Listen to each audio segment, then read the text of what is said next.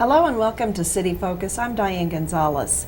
The Hero2Hired job fair is back in Lincoln May 4th. The goal of this free event is to help all those in the military, veterans, and their families connect with job opportunities.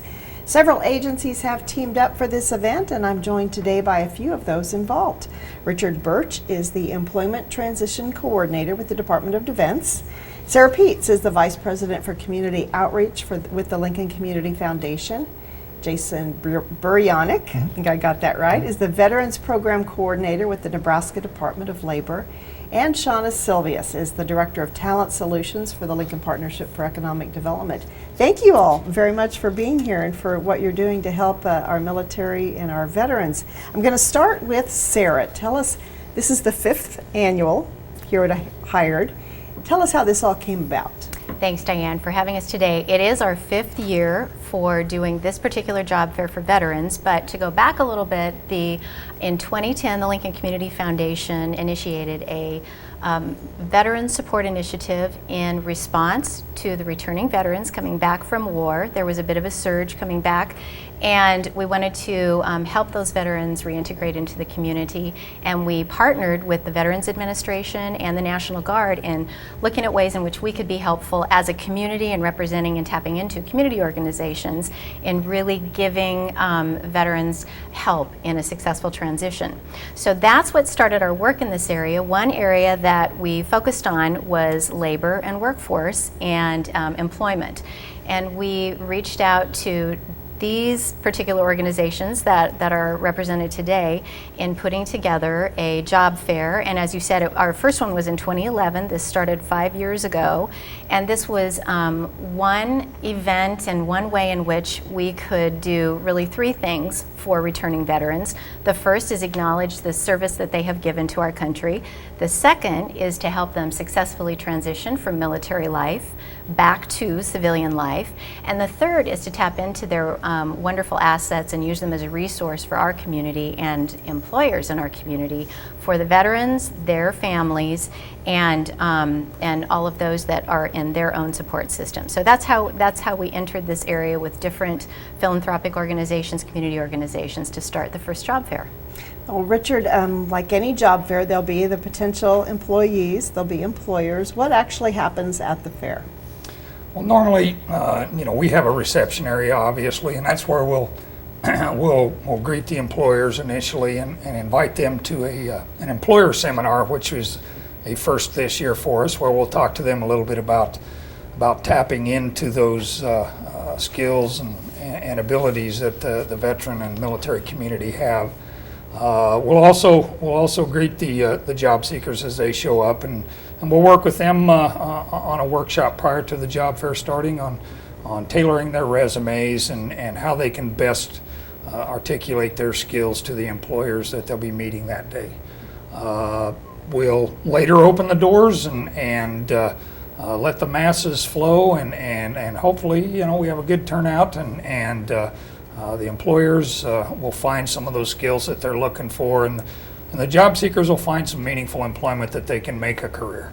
Well, let's let everyone know what the schedule is. The Hero2Hired job fair, again, is May 4th.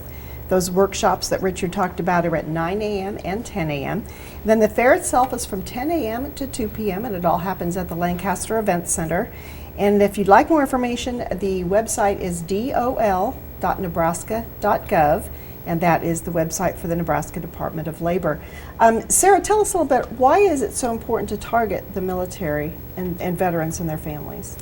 Well, the military and veterans have served all of us so well, so we certainly want to be able to give back and help them gain a successful life back here, and we want them to stay in Nebraska, in Lincoln, Nebraska too. But they are a wonderful resource with wonderful employment skills that they have learned and honed in the military, and what a great asset for employers to tap into. They have wonderful self-discipline skills. They show so much punctuality, loyalty, strong sense of service. So these are the type of employees that our job seekers, our employers want to employ and want to have working for them. Well, what kind of barriers does this group face in gaining employment, Richard? Well, you touched on it briefly, and the employee or the employees, future employees, job seekers, they're pretty proud of their military service, and they know they have some skills that they can bring to the table. Those problem-solving skills, the leadership skills, the ethics, the work ethic that we're looking for as a good employer. But the problem that they face is, how do they articulate these skills, this knowledge, this ability that they brought forward from their military career? How do they translate the military jargon into something that the public sector can understand and can sink their teeth into as a valuable asset or potential asset for their company? So that's probably the biggest thing that I run into on a day-to-day basis, is helping them to craft a resume that best articulates their skills in a manner that the employers and the business community out there can understand, so that they know what the skills are that they're getting, and they know what the abilities are, the potential in the employers or employees that they'll be facing during the job fair. From the employer perspective, there's an education process as well.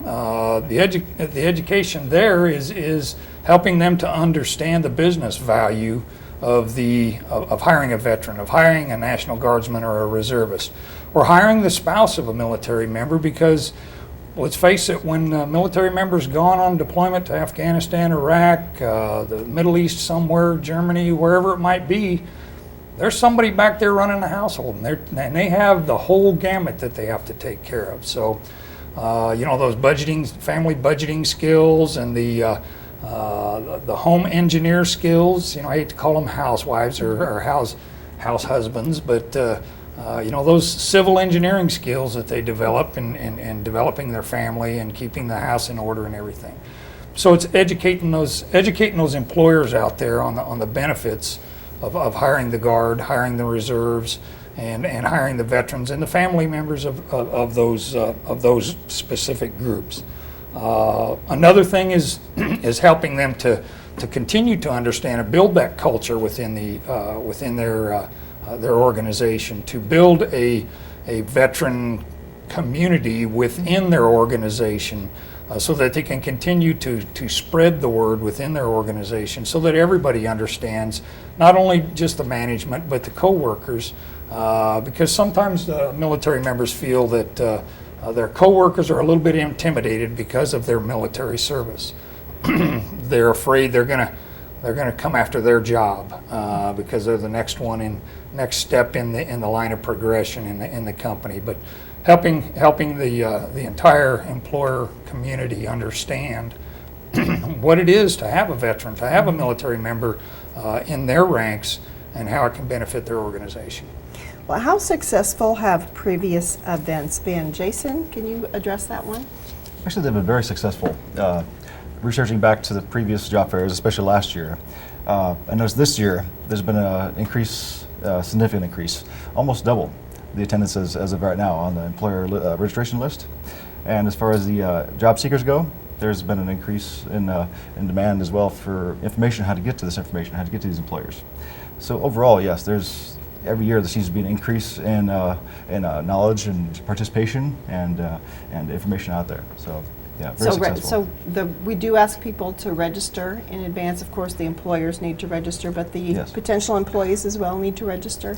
They can register in advance as well, so they're just to get a heads up and a head start on there. But they can always walk in.